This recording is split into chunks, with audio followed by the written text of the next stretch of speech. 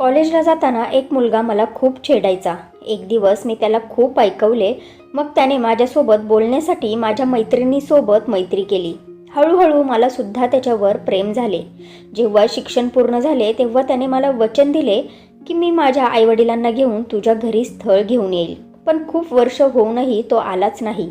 मी त्याची वाट बघत बघत खूप स्थळं नाकारली. एक दिवशी माझी मैत्रीण तिच्या मुलांना आणि नवऱ्याला घेऊन माझ्या घरी आली.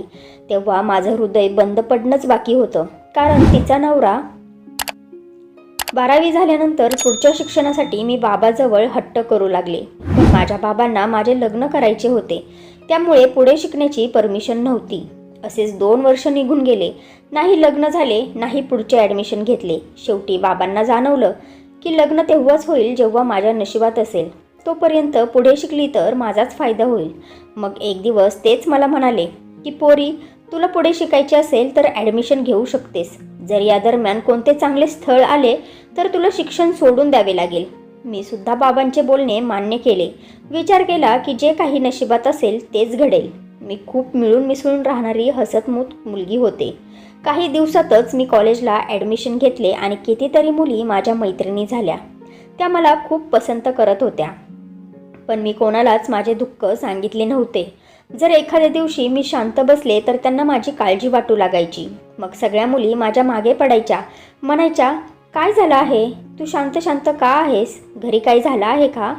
तेव्हा माझी इच्छा नसूनही मी हसायचे. माझे दिवस खूप चांगले जात होते. मी बसमधून कॉलेजला जात होते. बसमध्ये बसायला जागा नसेल तेव्हा माझ्या मैत्रिणी बसमध्ये उभ्या राहून कॉलेजला जात होत्या. पण बसमध्ये मी उभी राहू शकत नव्हते. जर बस ड्रायव्हरने ब्रेक मारला तर मी खाली पडत होते.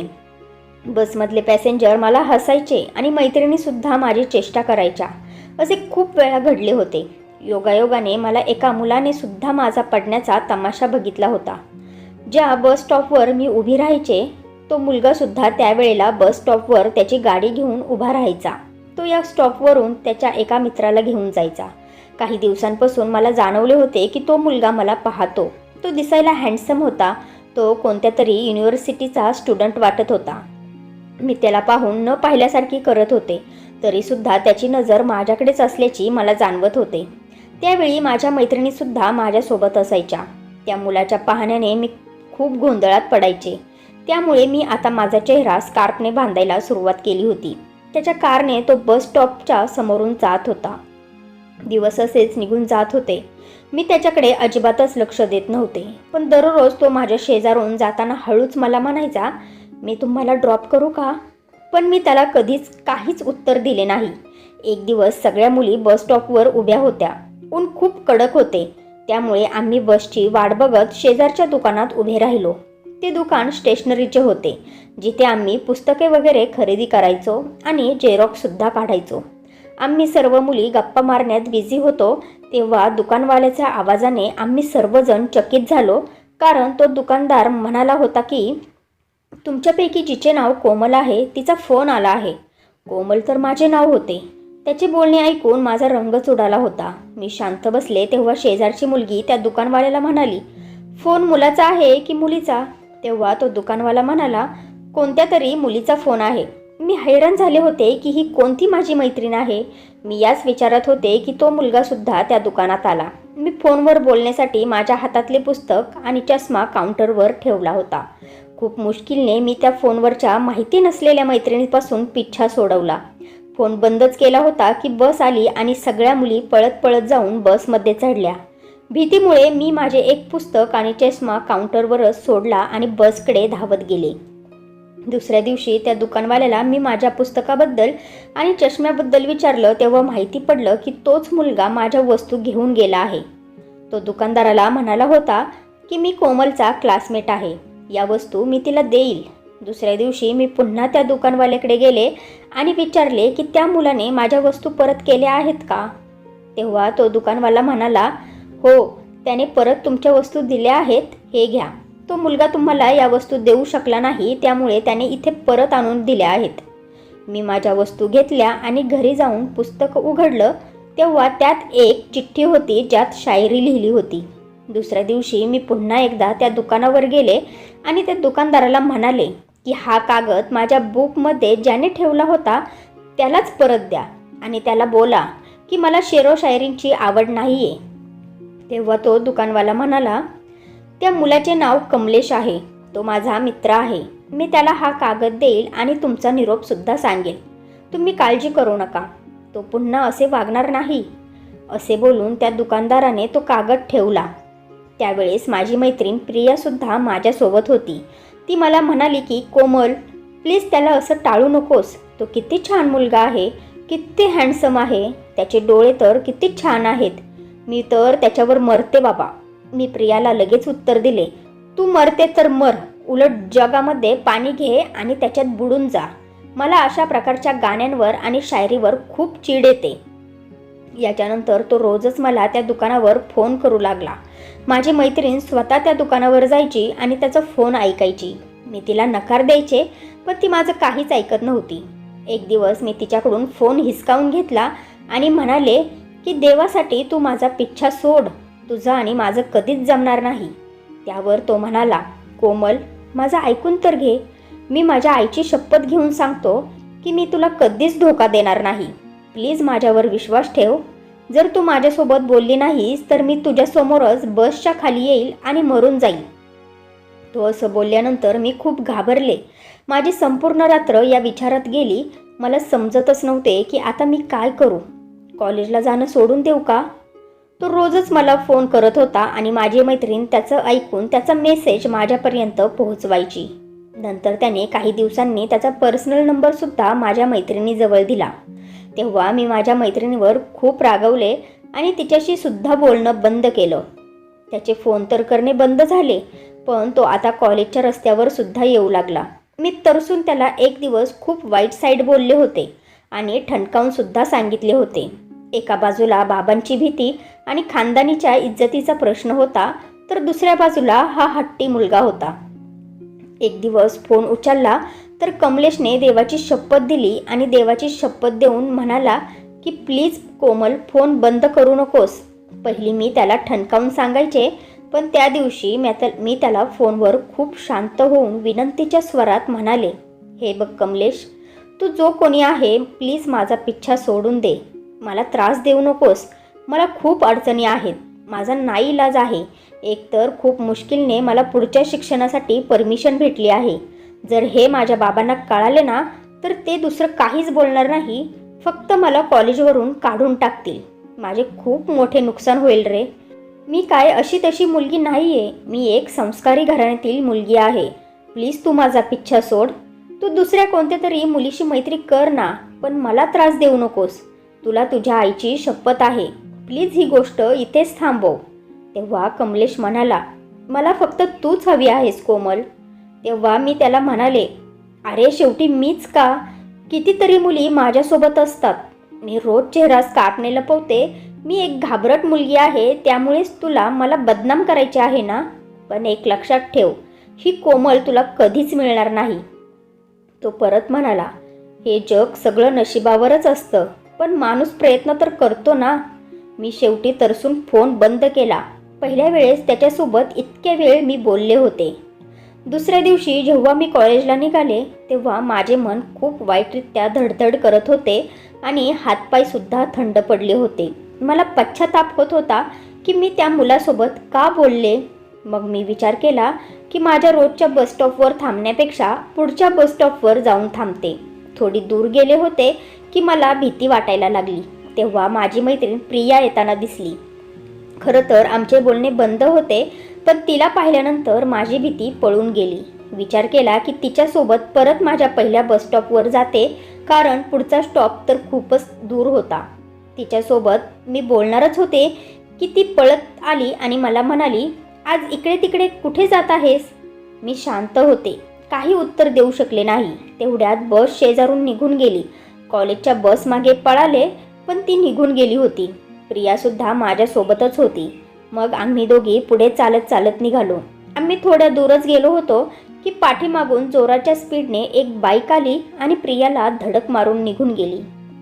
प्रिया खाली रोडवर पडली होती. पुस्तकं एका बाजूला तर चप्पल एका बाजूला पडली होती. मी तिला उचलण्यासाठी खाली वाकले. आसपास ट्रॅफिक होतं. सकाळची वेळ होती.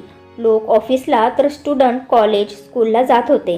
प्रियाला डोक्याला खूप मार लागला होता, त्यामुळे ती बेशुद्ध पडली होती. मी तिला एकटी उचलू शकत नव्हते. मी मदतीच्या आशेने इकडे तिकडे पाहू लागले. जवळ लोकांची गर्दी सुद्धा होऊ लागली होती आणि त्या लोकांमध्ये कमलेश मला दिसला. त्याने लांबूनच प्रियाला बाईकच्या टक्करमुळे खाली पडताना पाहिले होते. लोकांच्या गर्दीत त्याला पाहिले तेव्हा असे वाटले की परक्या माणसांच्यात कोणीतरी आपलं माणूस भेटला आहे. कमलेशला पाहून माझी जरा भीती कमी झाली.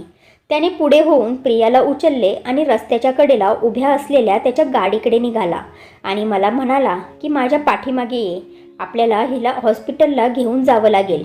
मी गाडीचा दरवाजा खोलला आणि त्याने माझ्या मैत्रिणीला गाडीच्या सीटवर झोपवले. तो मला म्हणाला की कोमल, तू पुढे येऊन बस. कोमल, जास्त उशीर करू नकोस, चल पटकन. एखाद्या जवळच्या माणसासारखं तो माझ्याशी बोलला होता आणि मी सुद्धा त्याचं ऐकलं होतं. त्याच्या चेहऱ्यावर काळजी स्पष्टपणे दिसत होती. पूर्ण रस्त्यात तो माझ्यासोबत काहीच बोलला नाही, फक्त गाडी चालवत राहिला. आम्ही हॉस्पिटलला पोहोचलो. प्रियाला इमर्जन्सीमध्ये घेऊन गेले. इथे हॉस्पिटलला पोहोचल्यानंतर सगळ्यात पहिल्यांदा मी प्रियाच्या घरच्यांना फोन करून तिच्या ॲक्सिडेंटबद्दल सांगितले. जोपर्यंत तिच्या घरचे लोक आले नव्हते तोपर्यंत इथे कमलेश होता. सगळा सुरुवातीचा हॉस्पिटलचा खर्च त्यानेच केला होता. तो एखाद्या जवळच्या माणसासारखं सगळ्या परिस्थितीला सांभाळत होता. त्या दिवशी कमलेशने मला सांगितले होते की त्याने प्रियाला त्याची बहीण मानली आहे, त्यामुळेच तो तिच्यासोबत फोनवर बोलतो आणि कॉन्टॅक्टमध्ये राहण्याचे कारणसुद्धा मीच आहे. मी समजत होते की कमलेशने हॉस्पिटलमध्ये माझा चेहरा पहिल्यांदा पाहिला असेल, पण ही गोष्ट आत्ताची नव्हती. त्याने सांगितले की तो आमचा दूरचा नातेवाईक आहे आणि एका लग्नात त्याने मला पाहिले होते. तेव्हापासूनच तो मला पसंत करत होता, माझ्या प्रेमात पडला होता आणि याच्यानंतरच तो रोजच त्या बस स्टॉपच्या समोरून माझ्यासाठी जायला लागला होता. तो आमचा एवढा दूरचा नातेवाईक होता की ज्यांच्या घरी आमचे आईवडील कधीतरी ये जा करायचे, पण आम्ही कधीच त्यांच्या घरी गेलो नव्हतो आणि नाही त्यांच्या घराबद्दल आमच्या घरात विषय निघत होता. त्यामुळे मला माहितीच नव्हते की कमलेश आमचा नातेवाईक आहे. मी तर त्याला मवाली उडाणटप्पू मुलांमधला समजत होते, जी मुलं मुलींना छेडण्यासाठी बस स्टॉपवर ये जा करतात. प्रियाचे आईवडील हॉस्पिटलमध्ये आले तेव्हा कमलेशने त्यांच्याकडून जाण्याची परवानगी घेतली. मला सुद्धा जायचे होते. कधीपर्यंत मी हॉस्पिटलमध्ये थांबले असते ना, पण अंकल आणि आंटीसमोर मी कमलेशसोबत काहीच बोलले नव्हते आणि नाही त्याला म्हणाले होते की मला सुद्धा यायचे आहे. जेव्हा तो हॉस्पिटलमधून बाहेर जाऊन 10 मिनिट झाले तेव्हा मी आंटीला म्हणाले, आंटी, मला सुद्धा जायची परवानगी द्या. प्रियाला भेटण्यासाठी संध्याकाळी आईसोबत मी येऊन जाईल. आता सध्या माझ्या घरच्यांना माहितीच नाही की मी कॉलेजच्या ऐवजी हॉस्पिटलमध्ये आहे. तेव्हा आंटी मला म्हणाली, बाळा, तू एकटी घरी जाऊ नकोस, तुझे अंकल तुला सोडवायला येतील. तेव्हा मी आंटीला म्हणाले, आंटी, अंकलची यावेळेला इथे खूप गरज आहे. मी एकटी जाऊ शकते. मी रिक्षा करून जाईल, तुम्ही काळजी करू नका आणि घरी पोहोचल्यानंतर लगेच तुम्हाला फोन करेल. आंटीसुद्धा खूपच काळजीत होत्या, कारण अजूनपर्यंत प्रियाला शुद्धच आली नव्हती. डांबरी रोडवर तिचे डोके खूपच जोरात आपटले होते, त्यामुळे तिला खूप मार लागला होता. त्यामुळे ती अजूनपर्यंत शुद्धच आली नव्हती. त्यांनी मला एकटीला जाण्यासाठी परमिशन दिली. मी हॉस्पिटलमधून बाहेर गेले तेव्हा कमलेश बाहेर माझी वाट पाहत होता. तो मला म्हणाला, तुला काही अडचण नसेल तर मी तुला घरी किंवा कॉलेजला तू म्हणशील तिथे ड्रॉप करतो. थोड्या वेळ मी विचार केला. कॉलेजचा टाईम तर निघून गेला होता. देवावर विश्वास ठेवून मी कमलेशवर विश्वास ठेवला आणि त्याच्या गाडीत बसले आणि म्हणाले, मला घराजवळ ड्रॉप करा. माझे बोलणे ऐकून तो लगेच म्हणाला, धन्यवाद, माझ्यावर विश्वास ठेवला. मी पहिल्यांदा एका अनोळखी माणसासोबत गाडीमध्ये बसले होते. त्याच्या तर मनातील इच्छा पूर्ण झाली होती, पण माझे हृदय मात्र खूप वाईटरित्या धडधड करत होते. थोडी गरमी आणि थोड्या भीतीमुळे मला घाम फुटला होता. खूप मुश्किलने सुकलेल्या ओठांवर जीभ फिरवत त्याला प्रश्न विचारला, तुम्ही हे मला कुठून नेत आहात? हा तर अनोळखी रस्ता आहे. तेव्हा तो मला म्हणाला, आपण दिल्लीवरून जात आहोत आणि हसायला लागला.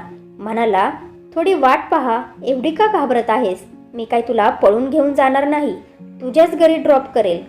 रस्त्यामध्ये थोड्याफार गप्पा झाल्या आणि तो आमचा नातेवाईक कसा आहे हे त्याने मला समजवले. प्रियाला ठीक होण्यासाठी पूर्ण 1 महिना लागला होता. 2 महिन्यानंतर तिने पुन्हा कॉलेजला येणे चालू केले होते. हे 2 महिने मी खूप मुश्किलने घालवले होते. कॉलेजमध्ये माझं मन लागतच नव्हतं. या 2 महिन्यात मी तिच्या घरी तिला भेटण्यासाठी माझ्या आईबरोबर 4 ते 5 वेळा गेले होते. तिचे घर आमच्या घरापासून दुसऱ्या गल्लीत होते. या 2 महिन्यात जेव्हा मी एकटी कॉलेजला जात होते तेव्हा कमलेश खूप वेळा बस स्टॉपवर आला होता आणि माझ्यासोबत गप्पा मारत होता. म्हणायचा की मी तुला कॉलेजला सोडतो, पण मी त्याला नकार द्यायचे. म्हणायचे की मी रोजच तुझ्या गाडीत बसून तर नाही ना जाऊ शकत. याच्यानंतर सुद्धा तो रोजच कॉलेजच्या वेळेला त्याची गाडी बस स्टॉपजवळ उभी करायचा आणि माझ्यासोबत बोलण्यासाठी यायचा. पण मी रोज बसनेच कॉलेजला जात होते. जेव्हा मी त्याला पाहायचे तेव्हा लाजून माझी परिस्थिती वाईट होऊन जायची. जेव्हा प्रिया नीट होऊन कॉलेजला यायला लागली तेव्हा ती जबरदस्ती ओढत मला त्याच्या गाडीत नेऊ लागली आणि आता मी नकारसुद्धा देऊ शकत नव्हते, कारण माझ्या मनात सुद्धा त्याच्याबद्दल प्रेमाच्या भावना निर्माण होऊ लागल्या होत्या. तेच झाले जे या वयात होते. मी आणि प्रिया कॉलेजनंतर कमलेशसोबत तापत्या उन्हात पार्कमध्ये जाऊन बसायचो. जेव्हा त्या पार्कमध्ये उन्हात कोणीच नसायचे. कमलेशसोबत प्रिया जास्त बोलायची आणि मी कमी बोलत होते. माझ्या मनात सुद्धा कमलेशबद्दल वेगळ्या भावना निर्माण होऊ लागल्या होत्या. तो म्हणायचा की कधीतरी तू एकटी माझ्यासोबत फिरायला चल ना, पण मी त्याला कायम नकार द्यायचे. त्याने मला वचन दिले होते की शिक्षण पूर्ण झाल्यानंतर तो त्याच्या आईवडिलांसोबत माझ्या घरी स्थळ घेऊन येईल आणि रीतसर माझ्या आईवडिलांना माझा हात मागेल आणि अशा प्रकारे त्याने माझ्या मनात एक आशेचा दिवा लावला होता. आता मला सुद्धा वाटू लागले होते की कधी शिक्षण पूर्ण होईल आणि मी कमलेशची होईल. मला चांगल्या प्रकारे लक्षात आहे की जेव्हा मी त्याला उन्हाळ्याच्या सुट्ट्यांबद्दल सांगितले तेव्हा त्याचे डोळे ओले झाले होते आणि जेव्हा मी त्याला शेवटच्या दिवशी सांगितले की उद्यापासून मी कॉलेजला येऊ शकणार नाही, उन्हाळ्याच्या सुट्ट्या 2 महिने लागणार आहेत, तेव्हा तो म्हणाला होता की माझे कॉलेज तुझ्या कॉलेजपासून थोड्या पावलांवर दूर आहे. यावेळेस फायनल एक्झाम झाल्यानंतर मी कॉलेज सोडणार आहे, कारण माझे BSc कंप्लीट होणार आहे. मग माहिती नाही आपण कधी आणि कुठे भेटू. आज पहिल्यांदा माझे मन त्याच्यापासून लांब जाणार म्हणून रडत होते आणि मग नंतर आम्ही दोघेही लांब झालो. हे 2 महिने 2 वर्षांसारखे निघून गेले होते. जेव्हा सुट्ट्या संपल्या तेव्हा मी त्याला कॉलेजच्या बाहेर असणाऱ्या स्टेशनरी शॉपवर भेटले. तेव्हा त्याने माझा हात हातात घेतला आणि म्हणाला की मी माझ्या आईवडिलांजवळ गावी जात आहे. मला त्यांना हे सांगायचे आहे की मला जी मुलगी पसंत आहे, मला जिच्यासोबत लग्न करायचे आहे, ती आपलीच नातेवाईक आहे आणि लवकरात लवकर मी माझ्या आईवडिलांना घेऊन तुझ्या आईवडिलांजवळ तुझा हात मागण्यासाठी येणार आहे. एवढे वचन देऊन तो निघून सुद्धा गेला. त्यानंतर मी खूप रडले होते, पण मी तरी काय करू शकत होते ना. प्रियामुळे मला त्याने पाठवलेले लेटर्स भेटायचे आणि माझ्या मनाला तेव्हा दिलासा भेटायचा. पण अचानकच काही दिवसांनी लेटर येणं बंद झालं होतं. एक दिवस प्रियाने सांगितले की कमलेश येत आहे. हे ऐकून मी खूप खुश झाले होते. त्यानंतर तो मला किती वेळा तरी भेटला, पण आम्ही खूप थोड्या वेळासाठी भेटलो होतो, कारण आमच्यासोबत प्रिया असायची. त्यामुळे मनातल्या गोष्टी मनातच राहत होत्या. आम्हाला काहीच बोलता येत नव्हतं. कधीकधी मला त्याच्यावर संशय यायचा, पण परत मनाला मी समजवायचे की नाही, त्याने मला वचन दिले आहे आणि तो नक्कीच ते वचन पूर्ण करेल. त्याच्या आईवडिलांना घेऊन तो माझ्या घरी माझा हात मागण्यासाठी नक्कीच येईल. कॉलेजचे 3 वर्ष पूर्ण होणार होते आणि आता मला घरीच बसायचे होते. ही वेळ मला खूप त्रास देणार होती, कारण मला माहिती होते की माझे शिक्षण झाल्यानंतर आता मला स्थळं यायला चालू होतील आणि तेव्हा मी माझ्या आईवडिलांना थांबवू शकणार नाही. ते कोणाला ना कोणाला तरी पसंत नक्कीच करतील आणि माझ्यात एवढी हिंमत नव्हती की माझ्या बाबांना माझ्या पसंतीबाबत सांगू शकेल. हे सांगू शकेल की मी एका पोरावर प्रेम करते. शेवटी तेच झालं. एक दिवस आई म्हणाली की पोरी, तुझ्या बाबांचे मित्र सुरेश अंकलला तुला त्यांची सूनबाई बनवायची आहे. तुझे काय म्हणणे आहे? मी आईला लगेच उत्तर दिले, आई, मला इतक्यात लग्न करायचे नाही. आई लगेच म्हणाली, का? काय कारण आहे? लग्न तर प्रत्येक मुलीला करावेच लागते ना. आणि आता तुझे शिक्षणसुद्धा पूर्ण झाले आहे. तुला जर कोणता मुलगा आवडत असेल तर सांगून टाक. पण लक्षात ठेव, मुलगा चांगल्या घराण्यातील हवा आणि आपल्या जातीतलाच हवा, नाहीतर तुझे बाबा स्वीकार करणार नाहीत. मी आईचे बोलणे ऐकून म्हणाले, आई, जर कोणता मुलगा मला आवडत असेल तर तो आपल्या जातीतलाच असेल. तू काळजी करू नकोस. मी एवढं तर आईला म्हणाले होते, पण मी हे सांगू शकले नाही की तो मुलगा कोण आहे आणि मी एका मुलावर प्रेम करते. काश मी तेव्हाच जर सांगितले असते तर आईने स्वतः त्या लोकांशी कॉन्टॅक्ट केला असता. काही दिवस असेच निघून गेले. तेव्हा एके दिवशी सुरेश अंकल आणि आंटी घरी आले. आई मला म्हणाली, हे लोक तुझा हात मागायला आले आहेत. त्यांचा मुलगा विकास इंजिनियर आहे. ते आपल्या घरी सारखे सारखे चक्कर मारतात. मी त्यांना काय उत्तर देऊ तूच सांग. तेव्हा मी आईला म्हणाले, आई, तू त्यांना सांगून टाक की मला अजून लग्नच करायचे नाही. आई मला खूप ओरडली आणि म्हणाली, कधीपर्यंत मी तुझ्या अंकलला वाट पाहायला लावू. मी तुझ्या आता काहीच ऐकणार नाही. इकडे हे लोक सारखे सारखे घरी येत आहेत आणि दुसरीकडे दुसरी स्थळंसुद्धा चालून येत आहेत. आईचे बोलणे ऐकून मला खूप टेन्शन आले होते, कारण आता मला कुठे ना कुठेतरी होकार द्यावाच लागणार होता. आता मी संपूर्ण दिवस रडत राहायचे. समजतच नव्हते की आता मी काय करू. प्रियाच्या घरी जाऊन कमलेशला फोन केला होता. कदाचित फोन त्याचे पप्पा उचलत होते. वेगळा पुरुषी आवाज ऐकून मी रिसिव्हर ठेवून द्यायचे, कारण मी त्यांच्याशी काय बोलले असते. घरी येऊन मी खूप रडायचे. सारखा सारखा मनात विचार यायचा की देवालाच माहिती की कमलेशने माझ्यासोबत कॉन्टॅक्ट करणे का संपवले आहे. तो ठीक तर असेल ना. त्याची जर इच्छा असती तर तो त्याच्या आईवडिलांना घेऊन आमच्या घरी येऊ शकत होता. मग त्याने त्याचे वचन का नाही पूर्ण केले. आता तर तो पूर्णच गप्प झाला होता. आता दिवस या आशेने निघून जायचा की कदाचित तो आज येईल किंवा उद्या येईल. पण त्याची कोणतीच बातमी कानावर आली नाही. मला स्थळं येत होती. मी लगेच त्यांना नकार देत होते. आता तर माझ्या डोक्यात पांढरे केससुद्धा येऊ लागले होते. चेहरासुद्धा सुकून गेला होता. कमलेशला यायचेच नव्हते. नाही तो आला. माझे आईवडीलसुद्धा माझा हट्ट पाहून शांत झाले होते. वडिलांनी BEd करण्याची परमिशन दिली. मी BEdचे शिक्षण पूर्ण केले आणि एका स्कूलमध्ये टीचरचा जॉब करू लागले. आयुष्य असंच निघून जात होतं. मनातून कमलेशसोबत नाराज होते, पण त्याच्यासाठी रोजच देवाजवळ प्रार्थना करत होते की तो जिथे कुठे असेल ठीक असेल. प्रियाचे लग्न झाले आणि ती तिच्या सासरी गेली.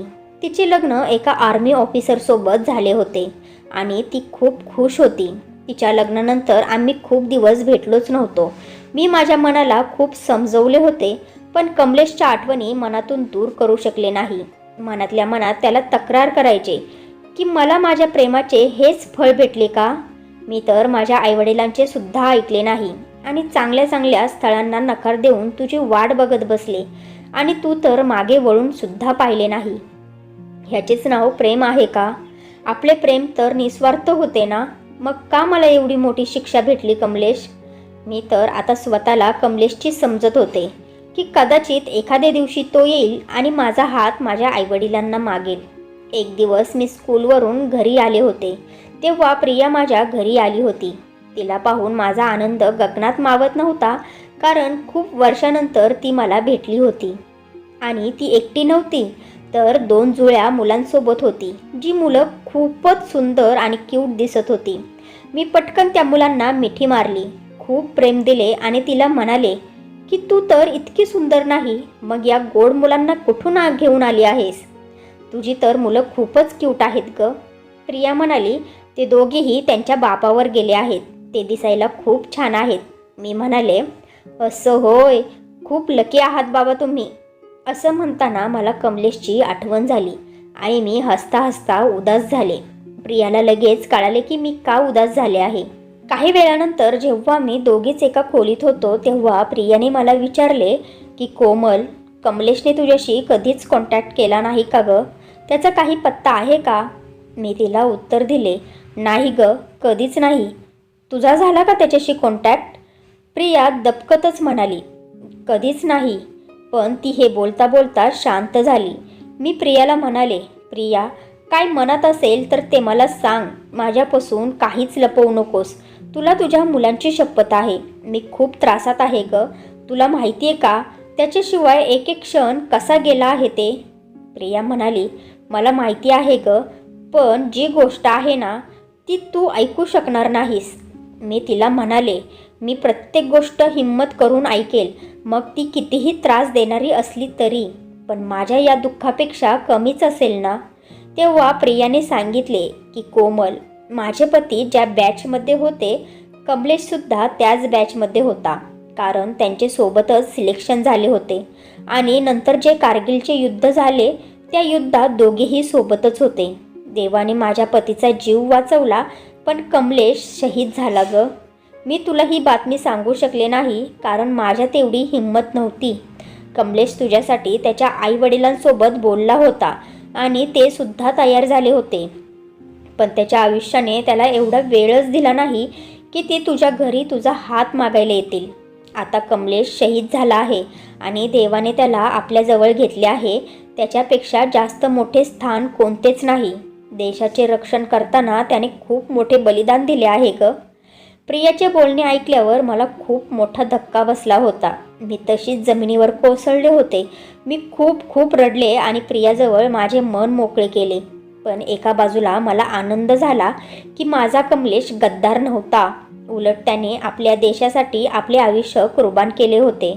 माझे तर आता लग्नाचे वयसुद्धा निघून गेले होते आणि आता मी माझे संपूर्ण जीवन कमलेशच्या आठवणीत घालवणार आहे. तर फ्रेंड्स, तुम्हाला ही स्टोरी आवडली असेल तर व्हिडिओला लाईक करा आणि आपल्या नात्यांचा स्पर्श या चॅनेलला सबस्क्राईब करा आणि बेल आयकॉनवर क्लिक करून ऑलवर सेट करा, म्हणजे पुढची व्हिडिओ तुम्हाला लगेच भेटेल. धन्यवाद.